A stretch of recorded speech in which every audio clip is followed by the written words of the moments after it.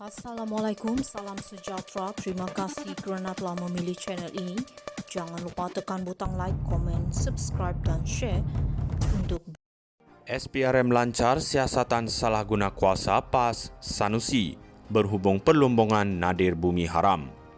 Suruhanjaya Pencegahan Rasuah Malaysia SPRM telah memulakan siasatan berhubung dakwaan salah guna kuasa Menteri Besar sementara Kedah Datuk Seri Mohamad Sanusi Mat Noor berhubung perlombongan unsur nadir bumi REE yang dipercaya dilakukan secara haram dan mengakibat kerugian kepada kerajaan negeri.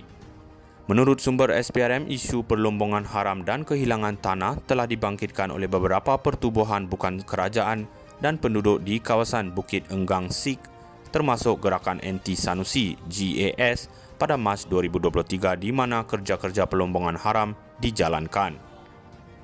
Pada Januari lalu, UMNO Kedah telah menggesa SPRM menyiasat dan mendedahkan hasil siasatan sama ada wujud campur tangan politik dalam isu kecurian REE yang menyebabkan kerugian besar kepada negeri ini.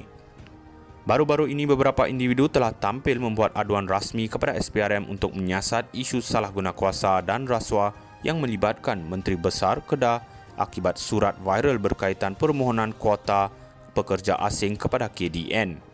Sumber itu menambah SPRM Kedah telah membuka kertas siasatan berhubung isu perlombongan REE secara haram pada awal 2023 dan dikatakan telah memanggil beberapa saksi namun tidak diketahui sejauh mana siasatan telah dijalankan.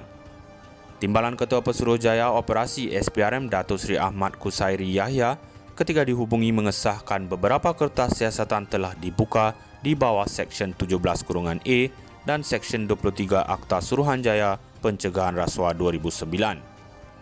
SPRM akan memanggil Sanusi berhubung kes perlombongan nadir bumi.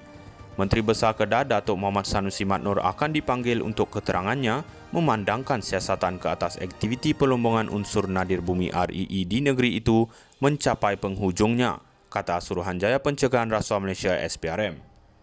Ketua Pesuruhjaya Tan Sri Azam Baki berkata penyiasat akan memanggil Mohamad Sanusi sama ada minggu ini atau seterusnya.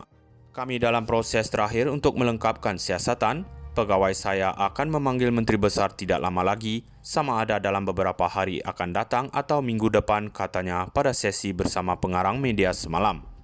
Penyiasat yang menyiasat kes perlombongan REE, kata Azam, juga ditugaskan untuk mengenal pasti kelemahan dalam sistem dan prosedur yang boleh menyebabkan penyalahgunaan.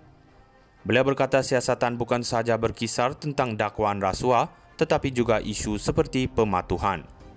Maka menjadi tanggungjawab kita untuk menasihati negeri dan pihak berkuasa bagaimana untuk memperbetulkan kelemahan dan kelemahan dalam sistem bagi mengelakkan kemungkinan penyalahgunaan masa hadapan, tambahnya. SPRM kata Azam mengambil sedikit masa untuk menyiasat kes itu kerana ia juga perlu menentukan sama ada kuasa untuk meluluskan aktiviti perlombongan harus terletak pada kerajaan persekutuan atau negeri. Kita juga perlu mengetahui sama ada warga Cina itu yang didakwa melabur dalam projek itu berada di sana untuk menjalankan kerja penerokaan atau menjalankan perlombongan, katanya. SPRM telah memanggil beberapa saksi untuk membantu siasatan dan menahan reman 4 berhubung siasatan REE. Seorang pembantu Mohamad Sanusi dan Ketua Pegawai Eksekutif Menteri Besar Kedah Incorporated adalah antara yang ditahan reman.